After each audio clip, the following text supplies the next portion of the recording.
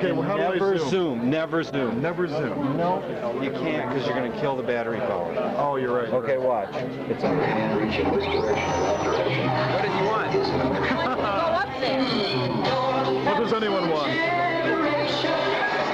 got what I'm saying. With the filmmaker. And today we have a real special guest, Igor Vamos from the Barbie Liberation Organization.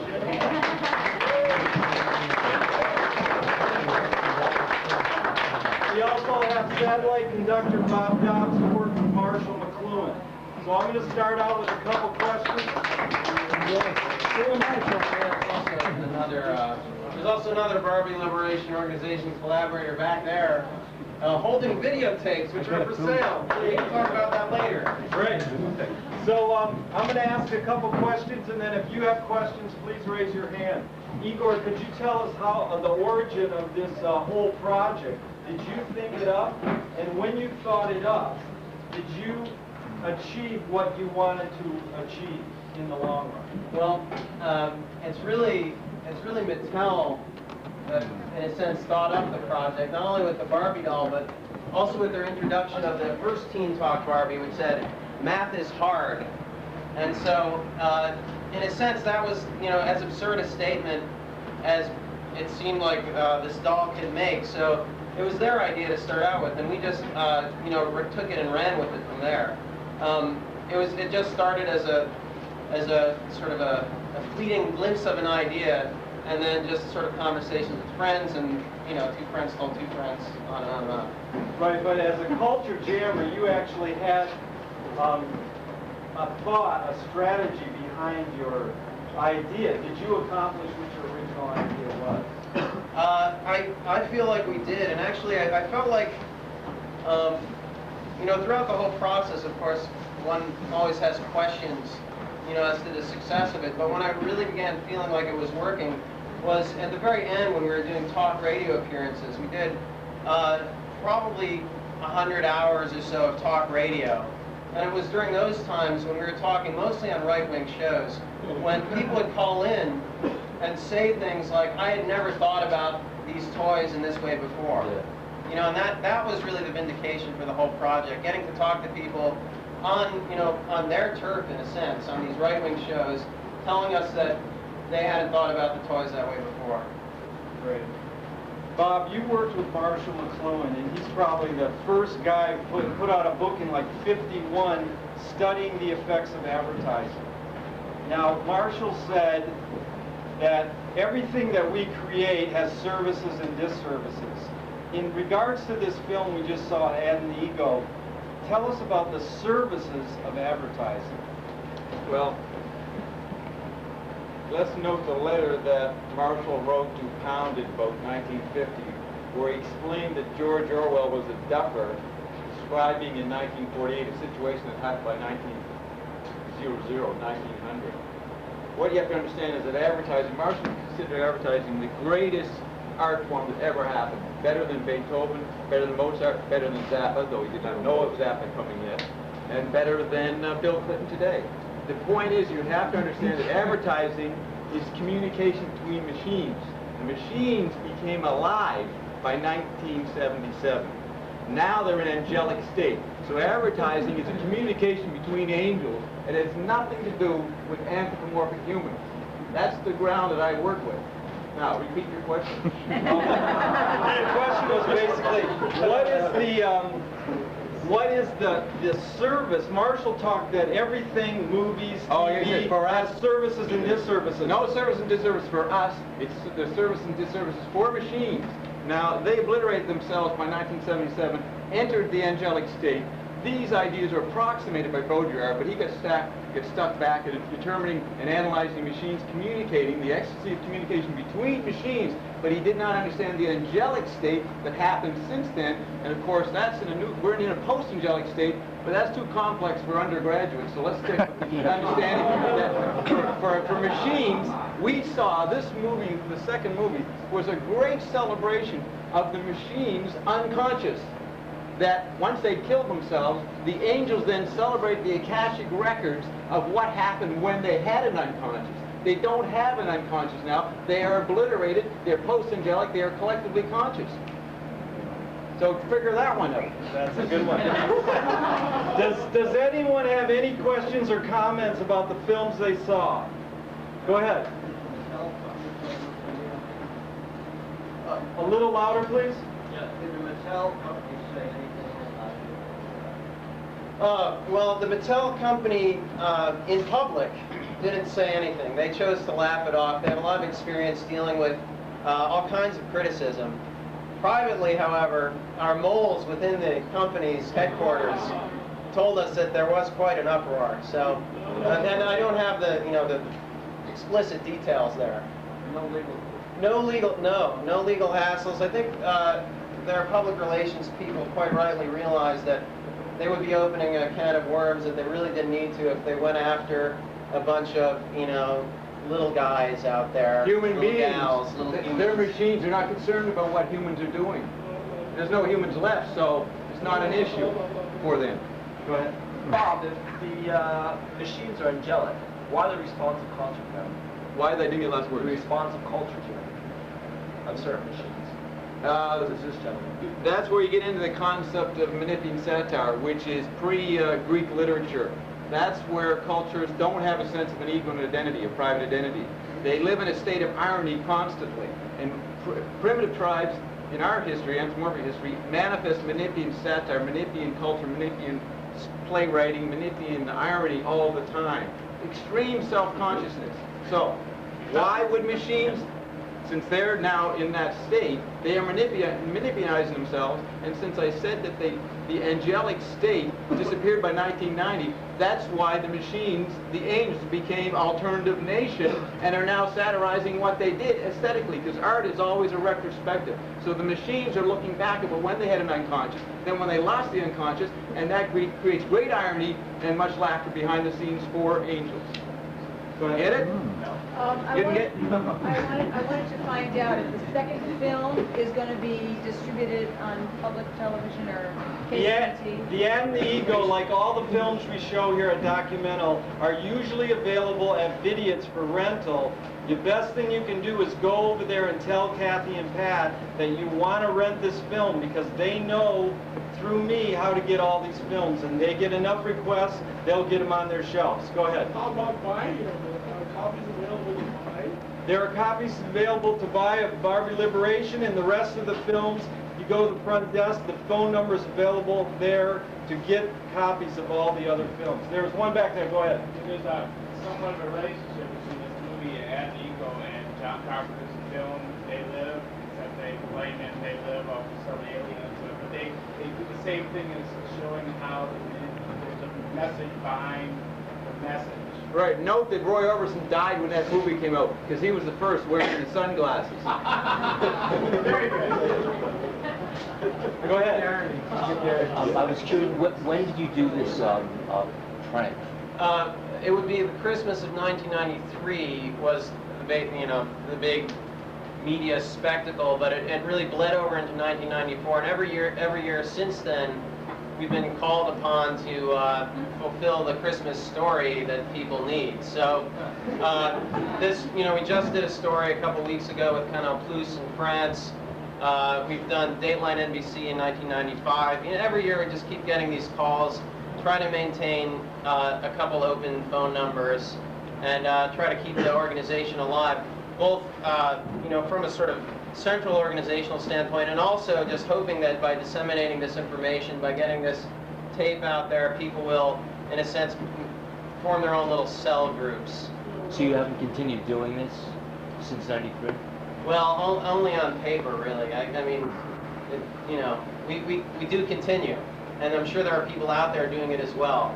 But the effort is carried on outside of the knowledge of the central organizers who initially put it together.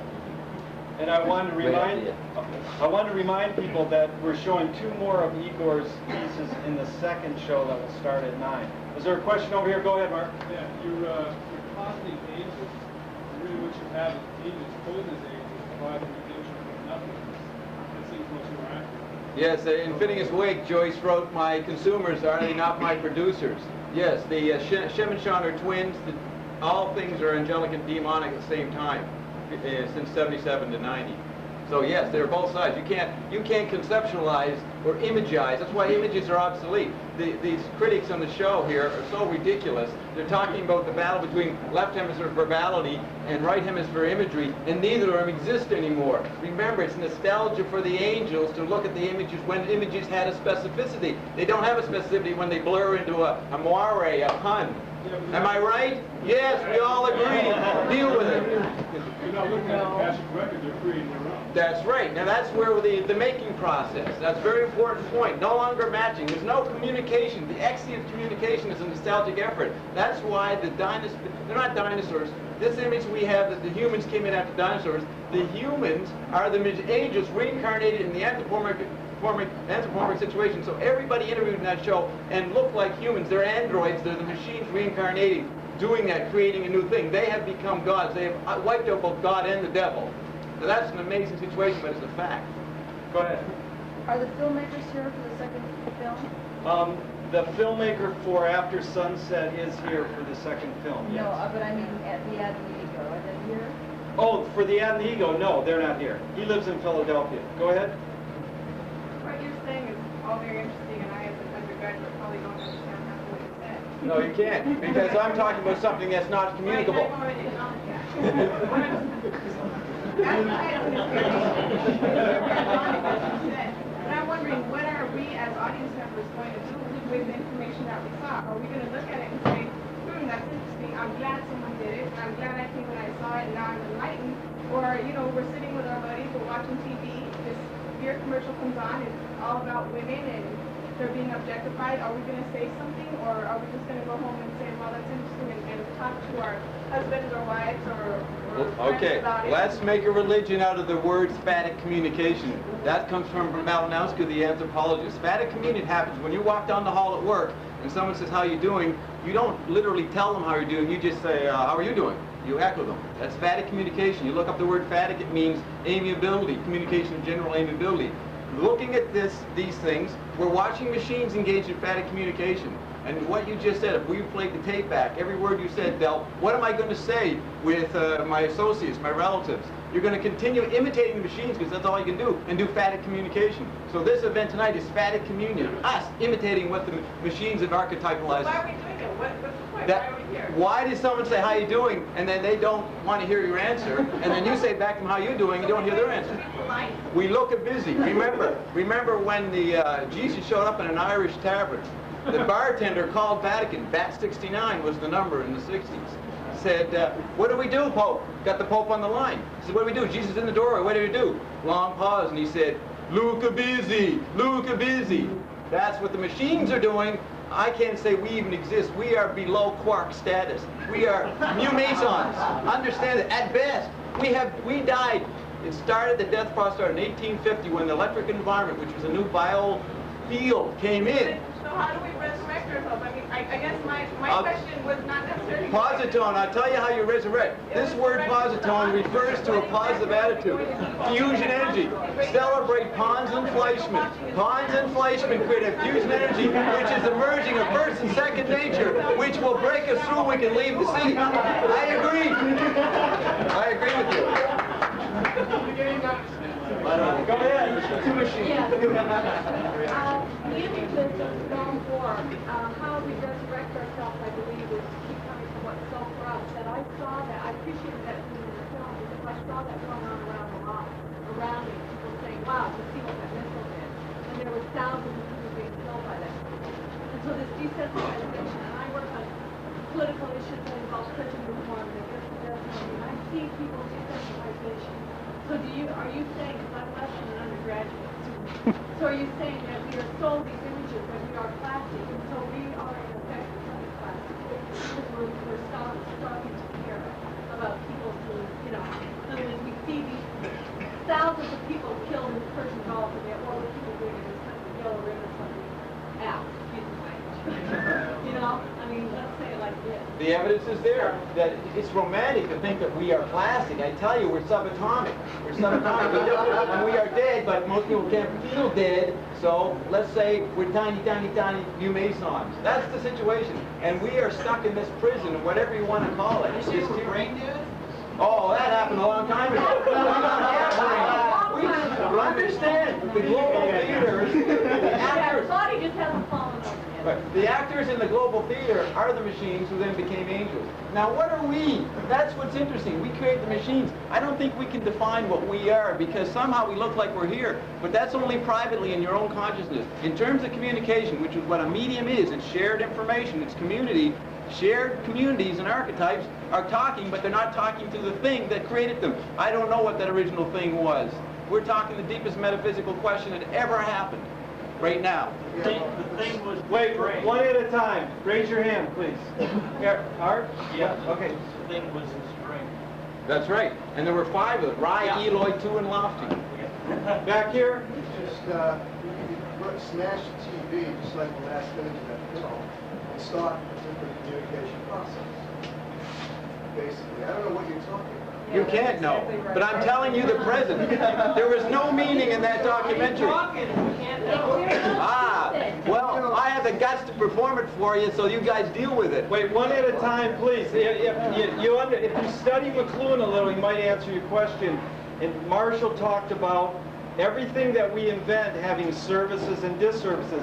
Just like Igor's film, he knows that the Barbie doll has a service and a disservice. So, go ahead, there's a question back there. Yeah, related to McLuhan, that media, we assume, we accept the fact that it's an extension of man. Then isn't advertising part of the man profession?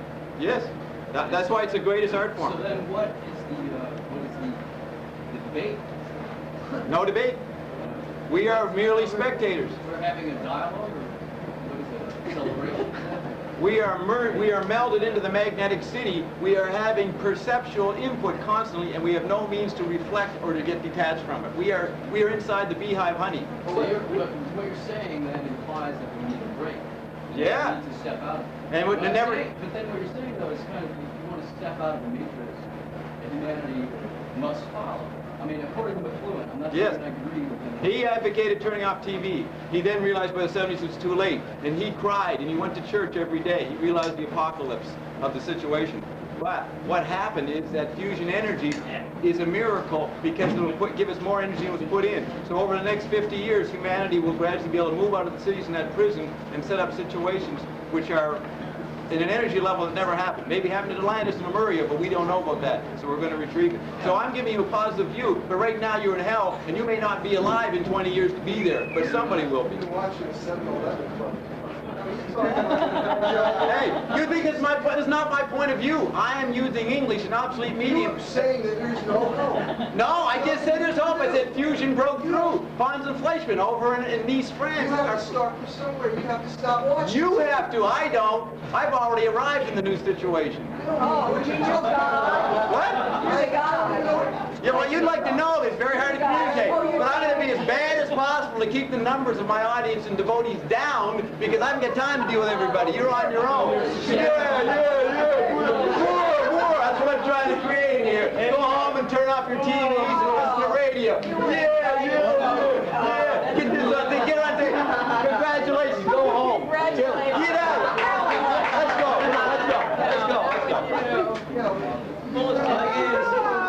I agree. I'll be over your place later. What about Connie? Who said that? Connie, the answer is in this audience, but unfortunately you cannot hear about it yet because there's government problems and it's secret. Oh, well, yeah, I am. The cure for, I'll tell you on the record, the cure for AIDS and many diseases is in this audience, but you're not going to be able to find out about it for a while because it's a programmed environment.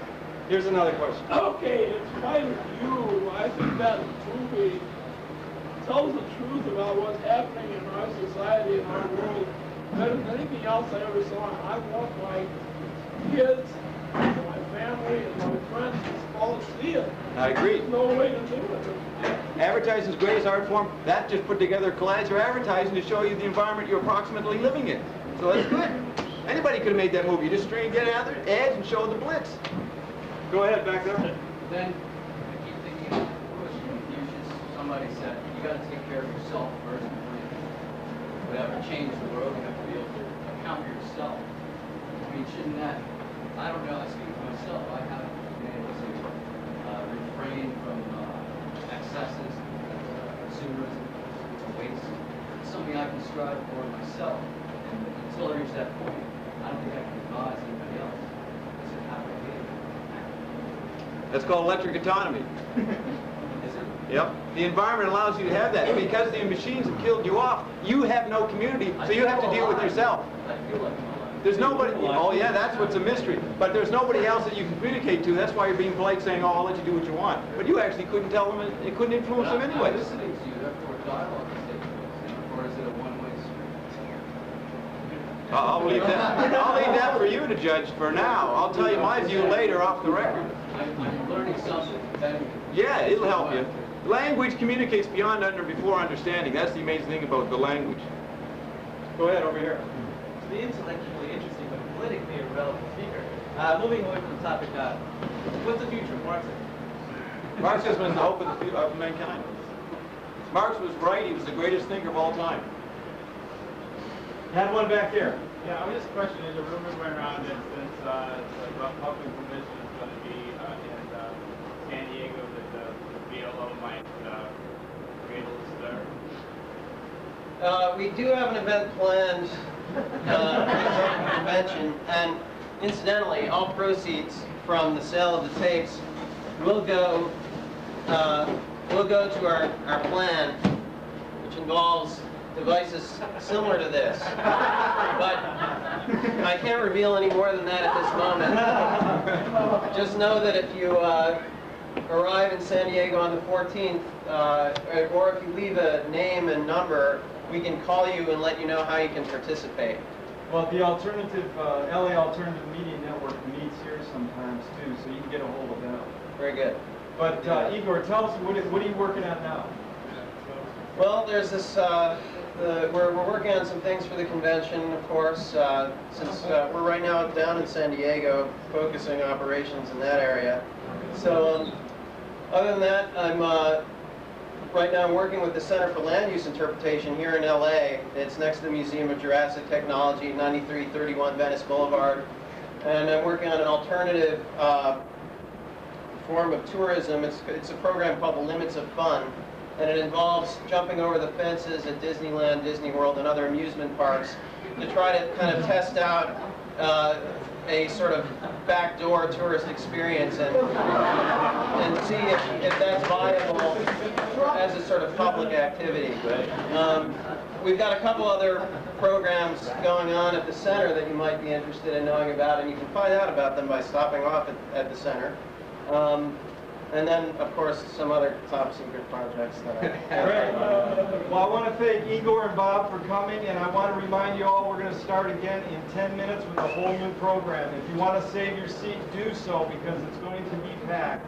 But we'll start again in 10 minutes. Well, I wanted to capture Americana before, the drive-in theater before it died, because it's disappearing very quickly, and just to go out and capture that, and to have a project to work. I went to film school at USC, and I was graduating, and I wanted something to do after school, as opposed to getting a job, to go do this. And this was shot on 16 millimeter? 16 and Beta SP and Super 8. And then it's self-financed? Yeah. By the way, if anyone wants to get a hold of a copy, I am independently wealthy, so I don't need any money. But if you want to buy a copy, we have some up there. So. Good plug, because I wanted to remind everybody, Igor's videos are available here, and John's videos here, and someone actually asked me about Bob's videos and CDs and books earlier, and his are available through AK Press, and they're in San Francisco. So this is open for comments and questions, please. Go ahead. How did you find out about all the different drive-ins, especially that motel? How did you know about it? I had just called around. I did some research in some magazines and looked up for old articles and stuff that mentioned drive-ins, and I tried to call them. A lot of times it was disconnected, or it was a liquor store now, or something. It was just totally hit and miss. And we came up with a list of places that was still existing, and so we went out trying to find them. And some of them, the ones you saw are obviously the ones that we found. but there were others as well. Were there others that you went out looking for that weren't there?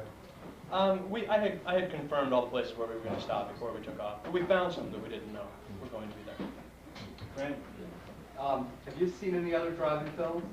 I saw Drive-In Blues. Is one. Drive-In Blues? Is that? I saw one at the Black and Ryan Film Festival they had around about 2 years ago, where Really? it was the last drive-in in New Jersey, and they went and did this whole hour-long piece of the explosion at the last drive-in. I haven't seen it. No. Well, I'd love to actually, but I haven't. the Black and Ryan Film Festival, I think, is out of some Elizabeth State University or some small university in New Jersey, and they put this experimental film series that travels the country. Mark? You don't look old enough to develop an experiential passion for driving. How did you come across this awakening? I'm not really old enough, but there's still one in my hometown, and I had gone there probably 2 or 3 times, and just always kind of like walking around afterwards, you know, or like during the intermission, you know, the dust is kind of blowing in the light as it's thrown up on the screen, you know, and everyone's kind of going out to their cars and getting their popcorn and their hot dogs and stuff, you know. It's just a really romantic atmosphere, and I mean, there wasn't some big narrative that I wanted to tell in that within a drive-in, so we thought, you know, why not do a documentary? You captured really well. It's a very warm film. Very good. Thank you. Yeah. Talking about warm, Igor, what was that liquid that made it? That's syrup of ipecac, which is a common poison control substance. It's supposed to induce vomiting within 10 minutes, though we unfortunately found that it took anywhere from 3 minutes to even hours. And those people who it took hours for became very ill for many days afterward. So Is that what they use in melothionein? Maybe, yeah, sure, yeah, that's right. And how do you finance the Malcolm X project? That was great. Oh, that was, it was mainly just financed out of our own pockets. It cost very little. We printed ourselves, bought a couple cans of ink, made some screens, printed. It was all under $200. Both of those pieces. Yeah. Thank you, thanks. Very good. Thanks. Are you planning on doing anything similar to the Malcolm X stunt with maybe another name? Oh, we don't have any plans, but we're open to ideas. You know, if you want to do something, and I'll help. Okay. We do have some plans for the convention, so if people want to leave their names, we'll be getting in contact with some group that meets here and networking and all that stuff. Alternative Media Network. Yeah, Alternative Media Network will be faxed, sent, emailed information for our plans for the convention. Patrick, As somebody who's looked at Bob, who's perused the conspiracy literature and is kind of fascinated by the conspiracies that are now in the X-Files and popular culture, Bob, and as somebody writing to talk about accessing the elite corridors of power, do they at least control global civilization, or is no one in control? Say the last question again. Is there an elite in control? Yeah, in control of the global civilization. No, there's nothing to control it anymore. The civilization disappeared a long time ago, and then the animals disappeared, the machines, and then the angels disappeared. There's nothing. That's the theme of the first CD. Everything's disappeared. There's only one person left, and it's myself, and I'm trying to resurrect everybody. Create a new situation that will allow everybody to be resurrected. And sort of a healthy anthropomorphic scale, which I thought the Prometheus Garden was a good ad for that process. So it's an awesome task, and it's not to be believed by most people, but I'm saying it, and we'll see if I'm right. Only you're not doing it with clay. That's right. But clay is a great biblical metaphor, isn't it? Well, yeah. I'm bringing in new energy into the clay. It's metaphorically, it's a kasha, it's new being, and it's being done by people in this room, and they're going to be able to treat diseases. All diseases will be wiped. No, I won't say all will be wiped out. Let's say cancer, muscular problems, AIDS. These things are being treated right now. There's a whole new world happening right now in the 90s. That's the meaning of my album where I talk about 1990, 2020, lockdown Bob Rule. That doesn't mean mean I take over. In prison, when there's a riot, they lock down the prisoners. So the point is to put me back in prison, but you guys get slack. And it can be done with this new energy, new technologies that we're using. And I'm a billion miles away for you people because you're not going to hear about it for a while. But I'm telling you, I'm an optimistic vision here for you to have hope that for your children, things are going to be better in 30 years. 30 years? Yeah. By 2020. By 2020. Yeah, well, that's on the, yeah. There's one back here, and then go ahead. Don, where is a good drive-in to go to around here? I'm not sure. There's one. There's a good drive-in around. I'm not from around here. This is There's one in Westminster. That's the only one I know. The Winnetka Drive-In is on Winnetka Boulevard. The Winnetka Drive-In. The Winnetka Drive-In. We can't divulge more But the Winnetka Drive-In is closing down at the end of this summer, and they're building, you know, the 26-plex or whatever in the mall and everything. And so that's open, and the Van Nuys Drive-In, and there's some like out by West Covina or the Agora. I have to say this kind of ties into Go ahead. The four of us actually are members of a group called the Modern Committee of the LA Conservancy. And I might have talked to you on some of the way we're working on the project. I don't know. But, you know, it's not as hopeless as it might sound as far as that culture and the physical remnants of it. There's groups from here to Washington, D.C., the Society of Commercial Archaeology, and our group, the Conservancy, that are actually working with owners of drive-in theaters, of motels, of coffee shops, of bowling alleys, and I mean, things aren't... I mean, that's Right, it's not like dead, well, no one will ever be able to go to a drive-in, but the idea that mom and pop throw the three kids and grab the pajamas and, you know, a bag of popcorn, I mean, I think that's more gone than, you know, I mean, I think that's pretty much dead. The idea that it's just a place to go over the weekend as opposed to now where society's a little more cocooned, you know, with the internet and the fax machine, and you got your security system on the car and everything, and everyone's a little bit more afraid, it seems like. And I mean, there are a lot of groups like that, and a lot of them were very helpful in making the movie and getting images and stuff like that. But yeah, so for people who want to see it and stuff like that, it'll always be there. But I think overall, it's kind of. And as far as the last single-screen driving distance is all the way 66, and it's the Adusa signal driving screen. I think one screen, big metal speakers, works fine. 30 miles each difference. 30 miles each difference. This takes how much Boulevard East and drive about 40 minutes.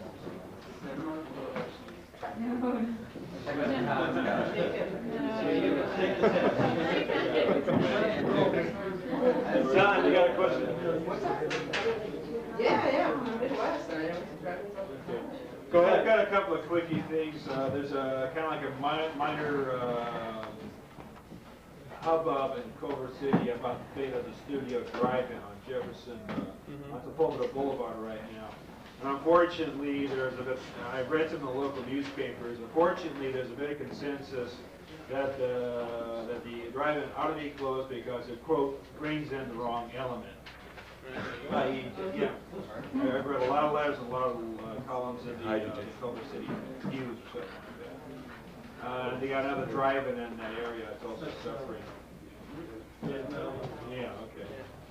And yeah, so that's what's a local grumbling. And second, I don't know if anybody knows this, but there's a company called Something Weird Video. And they right now are selling 2 volumes called Hey Kids, Intermission Time. I got both volumes on 2 RK, nothing but drive-in intermission. And believe me, I normally end up watching this than, say, watching Jay Leno. Unusual habit, but hey, I can't help it. We got one over here.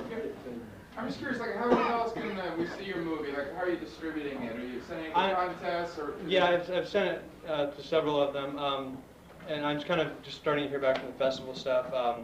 I'm still trying to get distribution lined up. I'm trying to wait, you know, play that game. But it is for rent at Rocket Video and at Vidias, and through, I mean, my number's on the flyer if you want to talk about it anymore, or, you know, stuff like that. So, but no huge plans right now. One back here. Well, actually, I'm wondering, is there anybody from the film Chemnet? Chemnet's not here, but we show them every time we have documental, and they're located in Venice. And it's like anyone, like these two guys right here, anyone who's got an 8mm or VHS video camera and shoots something interesting, they'll accept it. They edit it down usually to about 2 to 4 minutes. And it used to go on the 90s. They've had a show on KCET. They're doing a lot with Igor's protesting the Republican convention. And so if you're a just a normal person who shoots video and you have something interesting, you can always submit it to Chemnet. These names are, this person's Judith Binders, actually. I think I might know that person, so it's funny. I guess they're not here. They're not here, but they've been around this area for years, and they're very accessible. Yeah. Okay. Does anyone know anything about that animation thing? Claymation? Well, Bruce Bickford just animates clay. He doesn't call it claymation. That's Will Vinton who basically calls his technique claymation. And it's copyrighted. Right, it's copyrighted. Bro, you sound like Outlaws fan. Bruce Bickford's basic background is he worked for Frank Zappa for 8 years, and you can rent a video called The Amazing Mr. Bickford, which is all Zappa's music to Bruce's clay work. There's also 2 videos that are Zappa's releases that have Bruce Bickford animation in them. Dub Room Special and Baby Sing. It seemed like something would be done by someone from some, let's say, foreign country. He's from Seattle, Washington.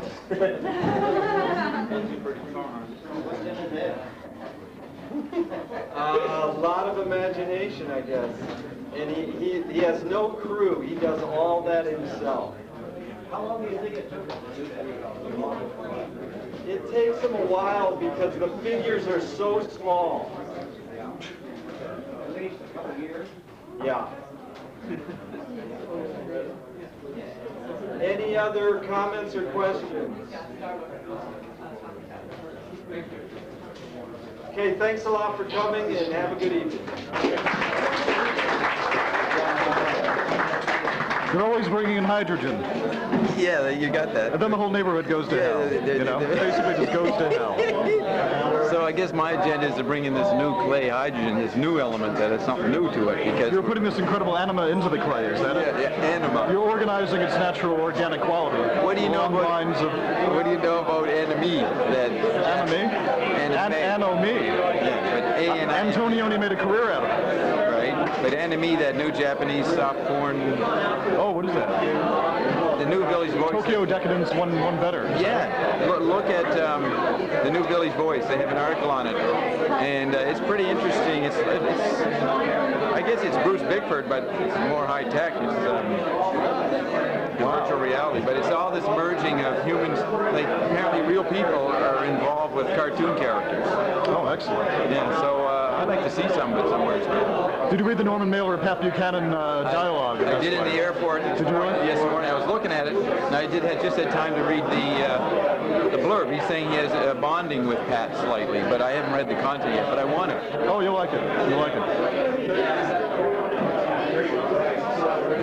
So,